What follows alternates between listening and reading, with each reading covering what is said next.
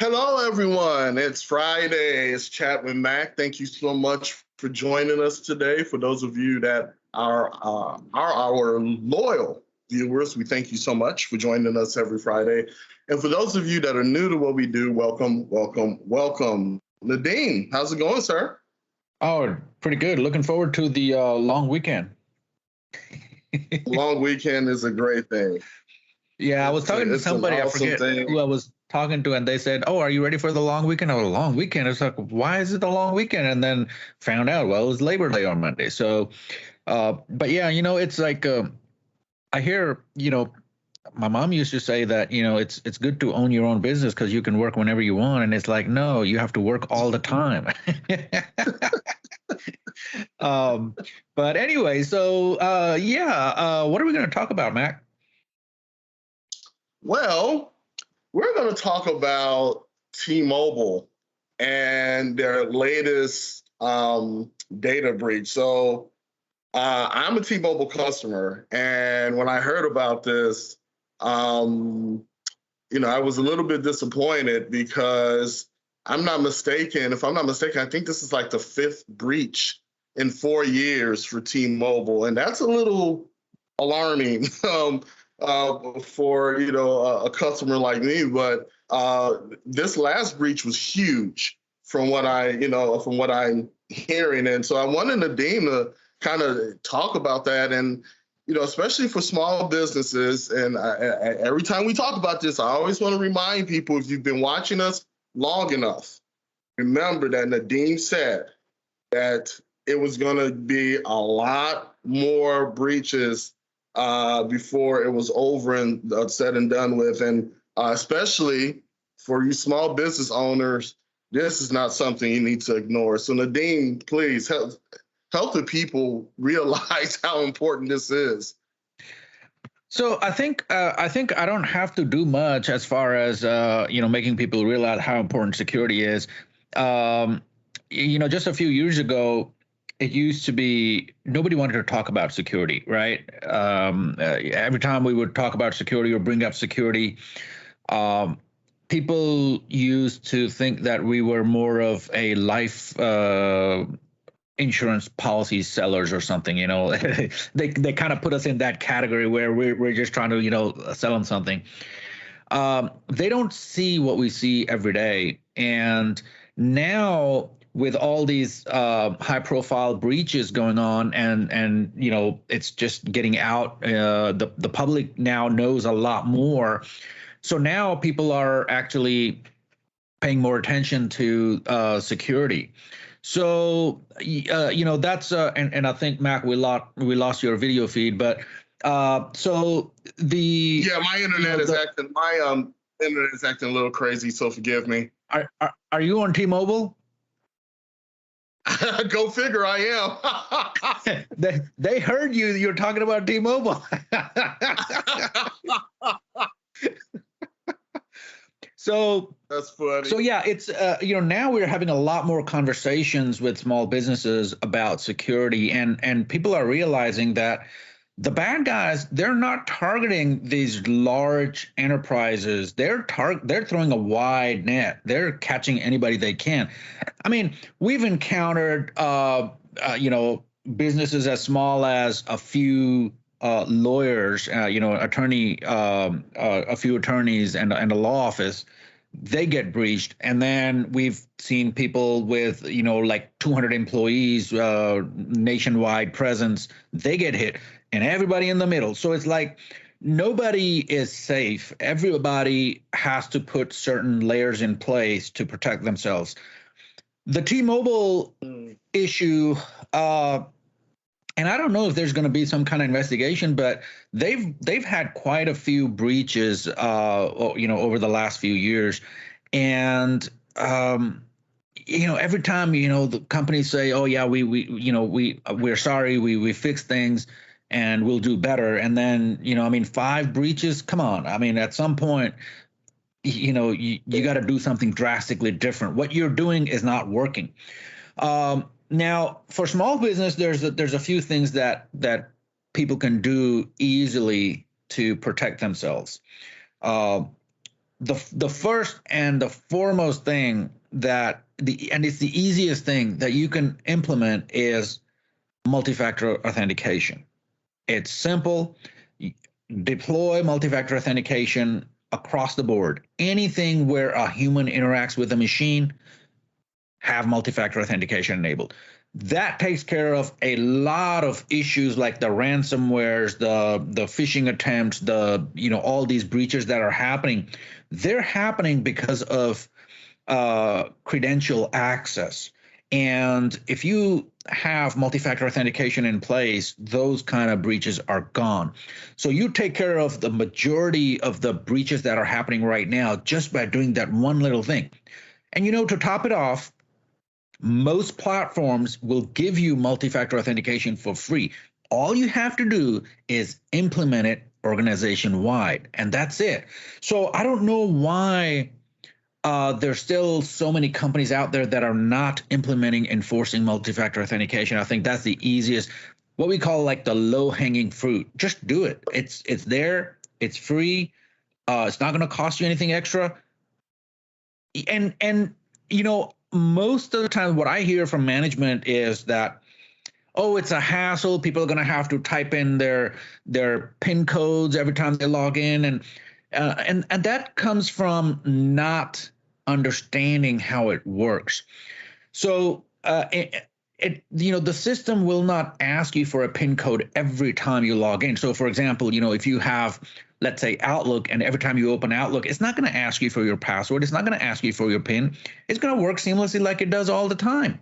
When you configure a new Outlook profile, it will ask you for your password and it will ask you for that PIN code. Once that Outlook becomes a trusted application, it's not going to ask you again. It's going to use a token that authenticates that application for a certain amount of days. So I think that's something that every business out there should have in place, should implement. It is so important that Microsoft actually started enforcing that for everybody, any new Office 365 or Microsoft 365 customer. By default, they have these security settings enabled. What I'm seeing now is that a lot of IT service providers and MSPs are disabling this service, this option by default. So by default, Microsoft's enabling it. IT companies are disabling it to make it easier for their customers. Not, inadvertently, what they're doing is they're making their customers more prone to breaches, and that's a problem. And I think it's not just education, it's more of accountability. Customers should ask their IT companies and their MSPs,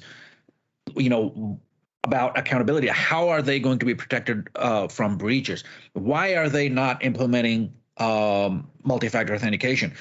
And then there is a whole other set of companies that are implementing multi-factor authentication, but they're sending the second factor over wireless network. So they're sending the PIN code via SMS. It's acceptable. It's better than no PIN code or no multi-factor authentication. But still, keep in mind, SMS is not considered a secure protocol. It is easily breached. There's already been proof of concepts. It's done. Don't trust it. It's like email. By default, email is unencrypted unless you encrypt it.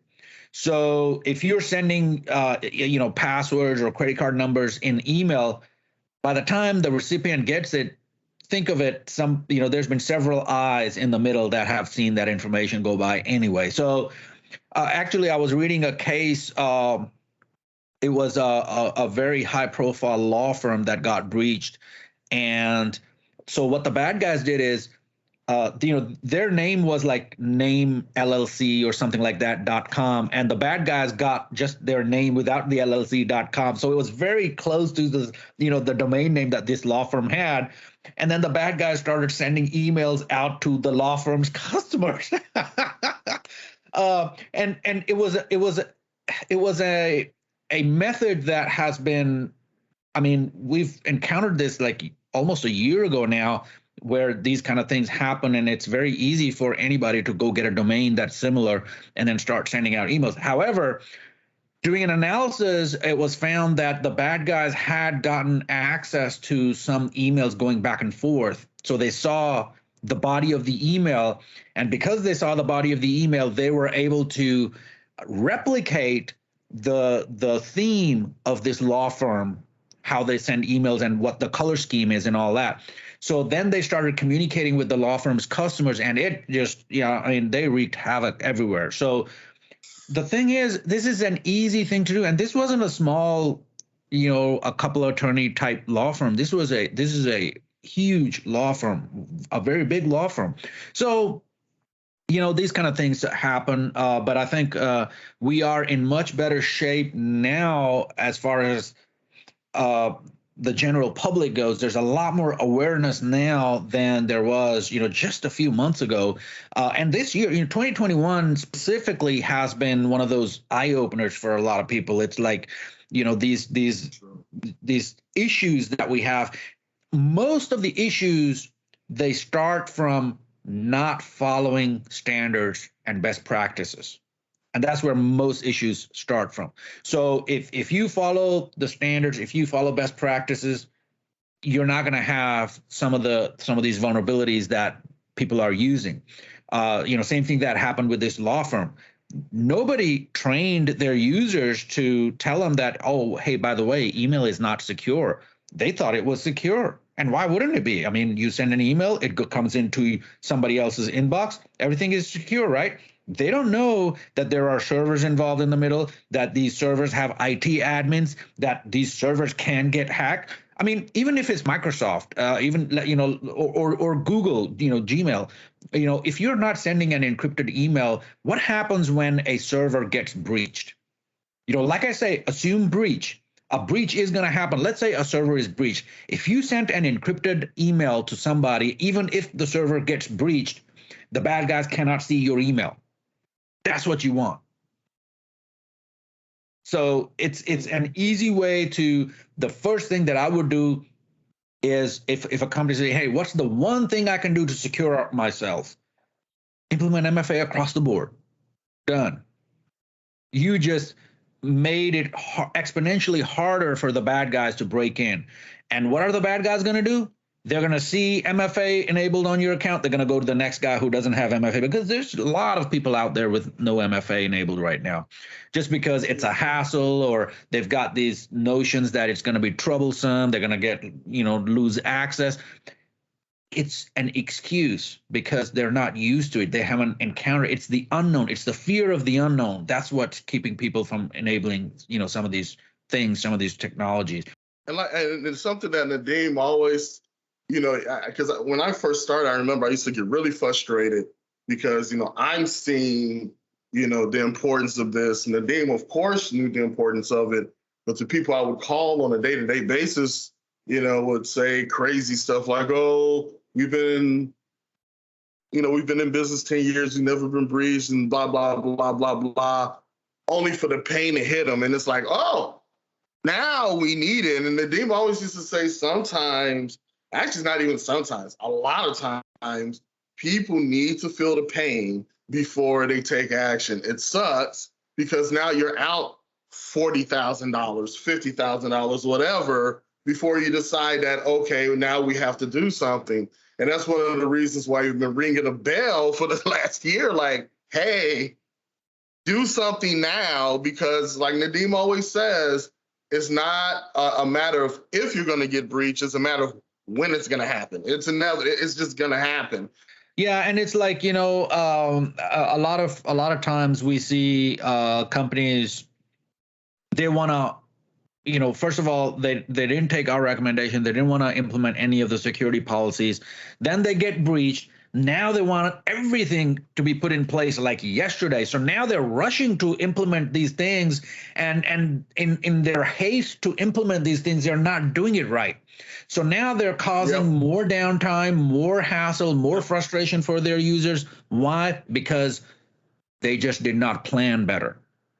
These things should be planned. They should be, planned ahead of time. Like, I mean, we have, 3, 5 year plans. We know what we're going to do in the next, 3 years or 5 years. Just like most business owners out there, they have a 3 year, 5 year plan. But when it comes to security, they're like, they just, shooting from the hip. They're like, they get briefed. They're like, oh, implement this everywhere, and it's it's like, weird, that's not how it works. It's weird. And then the dean gets these calls on his phone, because now, like he said, somebody's gotten breached. It's like, oh my God, Nadeem, we need this right now, right now. And Nadeem has been trying to get you to do it for like the last 8 months. Now all of a sudden you want stuff done in 3 days. It's like, Yeah. hey.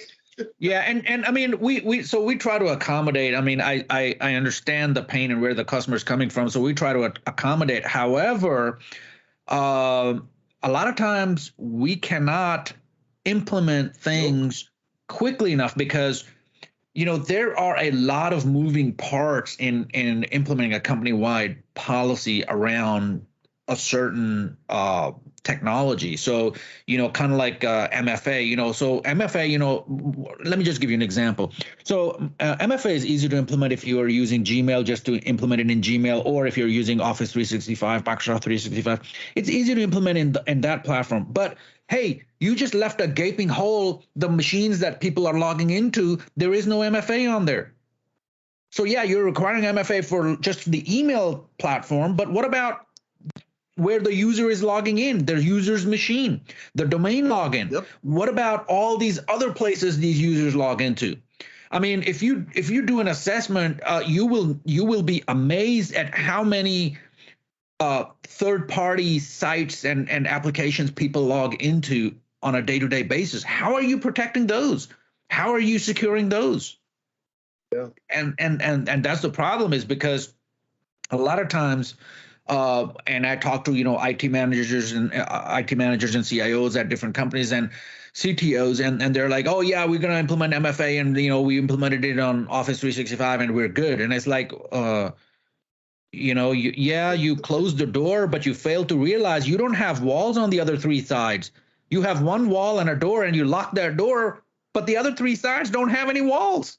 I mean, and it's like the Wild West out there. I mean, it's and it that's why it is so valuable to the bad guys. That, I mean, they're making a lot of money, and they're making a lot of money because a lot of times people fail to comprehend how many dimensions this whole deal has. You secure one dimension, but did you think about all the other aspects of it? Unless you do this on a day in and day out basis, it's very easy to secure one side of things and think that you're secure when you're leaving all the other sides open. But the thing is, we live in a day and age where more and more of our lives are getting digitized. And the more digitized we get, the easier it is going to be for the bad guys to break in, because it's almost like, the difference is like putting data in a spreadsheet versus a database. When you put something in a spreadsheet, it's right there. It's in 2 dimensions. It's right there in front of you. When you put it in a database, it's in multiple dimensions. It's not right there in front of you. And a lot of people have a hard time understanding the database schema. They can understand data in a spreadsheet easily because it's just 2 dimensions. It's right in front of you. It's right in your face. But when it's in a database and you have to retrieve that information, not knowing how it's laid out, it's hard for people to comprehend that.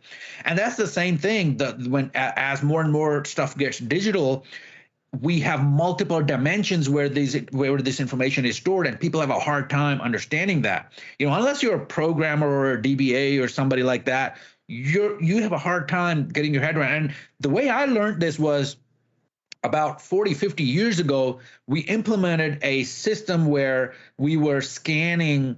We implemented a system for scanning documents and then storing them in a database.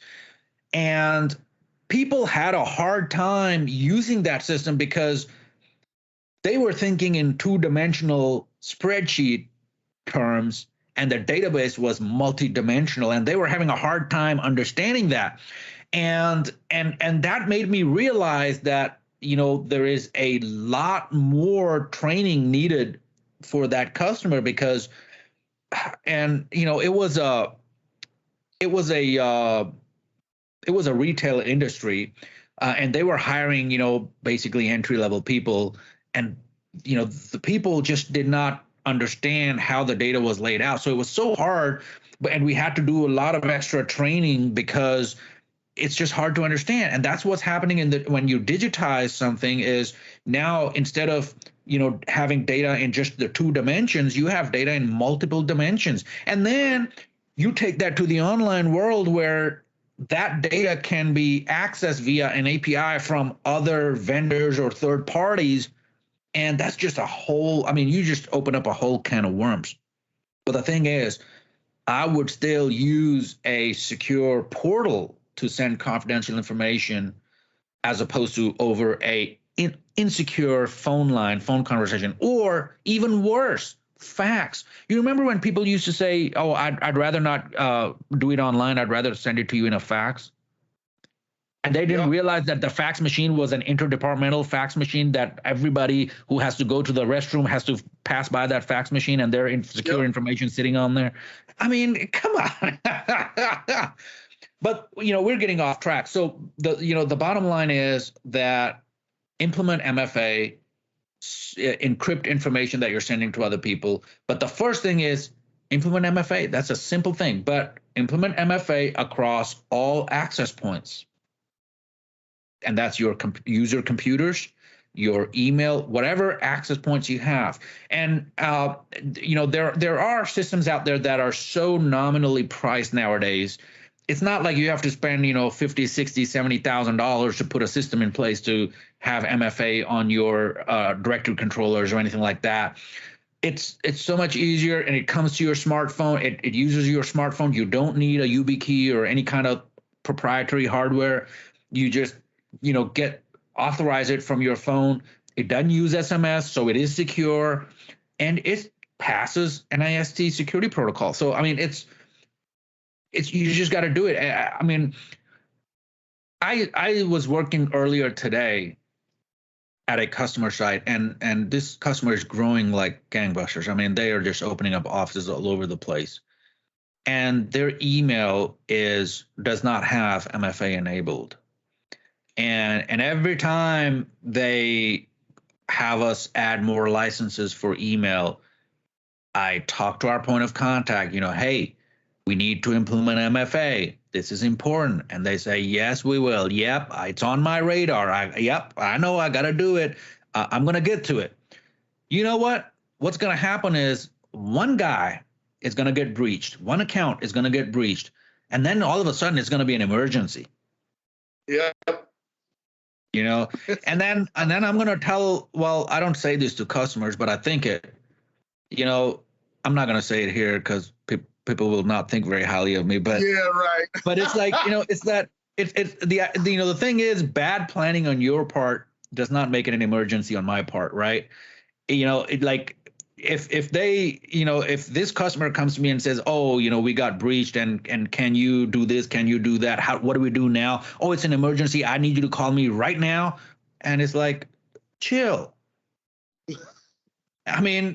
We've been saying this for years. But if we don't have anything on the agenda, we try to help out people. But the thing is, at some point you got to realize that anything that you do on an emergency basis has a huge cost associated with it. If it's planned out, it has a much lower cost to it. No matter how you slice it or dice it, or what industry you're in, it doesn't matter. Pre-planned stuff is always a lower cost compared to stuff that you have to do on an emergency basis. So it's time to wake up and put some of these best practices in place. Process. Yes. The secret is in the process. There you go. Yep. There it is. So I think we'll call it a day. I know we kind of and I get on a tangent and I start going in, but I have Mac here to rein me in. But security is one of those things that it's not it's not a whiz bang feature. It's not that flashy, polished, shiny thing. It, but when you do get breached, all of a sudden, your business comes to a halt. You can't Wow. do stuff. Oh. Now there are companies like T-Mobile who get breached so often that they're used to it. Rather unfortunate. Yeah. So And to here we them, are on that's the just other routine end. business, right? Yeah, Jeez. But I don't know. What's that guy's name? What's the owner? The one who wears the pink suit. Actually, he's not there anymore. It's Seifert now. Oh yeah. So it's it's Seaford now. But still, I mean, as a company, you would think, with the resources they have, they would secure themselves better. But and I feel their pain because a company the size of T-Mobile, they have so many different modules and programs and information kept in or access from so many different platforms that sometimes it can be uh, hard to secure because, should you spend that $10 just securing what you have, or should you spend that $10 adding a new whiz bang feature? Most of the times, people add that new whiz bang feature instead of spending that $10 on security, and not realizing that that is going to cost you $50 down the line when you get breached. So, but yeah, it's one of those things where. And I'm also noticing, seeing a lot more denial of coverage from cyber insurance companies where they're not covering, the same amounts that they were supposed to, because and the way they're denying it is because what happens is a lot of times when you sign up for cyber insurance, you go through a checklist. And a lot of companies, what they do is they'll send you this Excel spreadsheet. You just go through it and you say, yes, we do this. Yes, we do that. Yes, we have complex passwords. Yes, we expire them every 40 days. Now, one of those things, if you're not doing that, that's what they're going to use. You said you had complex passwords and they were changed every 40 days. But we noticed after the breach happened, when we did our forensic analysis, we found out you did not have complex passwords on 10 accounts, and you did not you did not expire passwords on 5 accounts. So there it is. We're going to either deny coverage, or we're not going to give you the full coverage amount that we had on the plan. So we see this all the time. The other thing that I see is a breach happened and then somebody tried to clean it up, thinking that they're doing the company a service. They're trying to save the company a lot of money by trying to fix it themselves. And inadvertently, in their attempt to try to clean up, they ended up doing more damage. So now the insurance guys cannot do a forensic analysis. They cannot get to the bottom of it. They have an avenue to deny coverage. Yep. So the first thing, if there is a breach, don't try to fix it. Freeze everything in place. Freeze it as it is. That's what you want to do. Get professional help. You want to get professional help. People who do this day in and day out, that know what to do. Get professional help and then go from there. Don't try to hurry up and try to, secure things yourself. Hey, if you knew that much about security, you wouldn't have gotten breached in the first place, right? True. So, but no, I'm talking from experience. I myself have encountered, I remember this was years ago. I got a call one day and it was like, hey, we can't open any of our files. This was like one of the first ransomware attacks, and found out this one lady got impacted by, fell for an email. And this was on a Friday night. And she tried to clean it up, and we didn't know until Monday morning is when people started coming in and they said they couldn't access any of the files.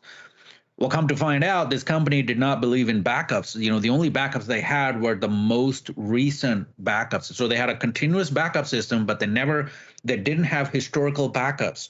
So of course, by Monday morning, what had happened was all these encrypted files were now also in backup. There was no historical information in backup anymore. So they lost all this work. I mean, uh, everything that was in their production system and in their backup system, everything was encrypted. And then they couldn't even pay the ransom to decrypt the stuff because the lady had tried to clean up herself, and in the process of cleaning up, she ended up getting rid of the key that was going to allow them to pay the ransom and decrypt their data. So now even that was not an option. So they really got in a bind there, and it happens. You think you're trying to be smart about it, but inadvertently you end up doing more damage just because you don't do this on a daily basis. So reach out to professionals. It makes the all the difference in the world when you are dealing with somebody who does this every day. They've seen this, they know what to do, as opposed to somebody who's just trying to do it. One day they've never encountered something like this before. Yeah. So, but I think with that, we'll call it a day. Everybody, we have a long weekend, so hopefully everybody has a safe weekend and enjoys it. It's Labor Day, and I know I'm gonna probably catch up on some sleep. I don't know what you're gonna do, Mac, but sleep sounds really good right now. Yes, it does. So everybody have a great day and be safe out there.